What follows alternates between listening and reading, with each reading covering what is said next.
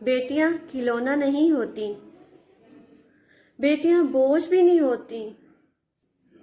बेटियां अपने बाबा की बहुत लाडली होती हैं।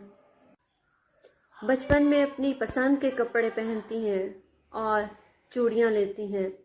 अगर एक चूड़ी टूट जाती है तो अपने बाबा से जिद करती हैं कि हमने पूरा सेट चूड़ियों का लेना है। और जब बड़ी हो जाती हैं तो बाबा अपनी पसंद से शादी करते हैं।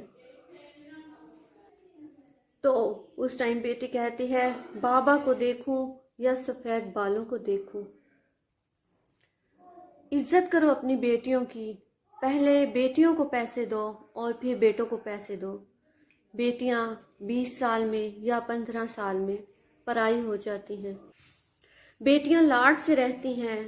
जब ससुराल ठीक नहीं होता तो कहती हैं कि अब्बा मैं ठीक हूँ। वो कहती है कि मैं अपने बाप को देखूं या इस सफेद दाढ़ी वाले को देखूं। बेटियां पढ़ लिख जाती हैं। एक बेटी एमए पास होती है, उसकी गूंगे से शादी कर दी जाती है। तो वो क्या कहती है? वो कहती है, अब्बा मैं आपको देखूं या इसकी जबान को देखूं।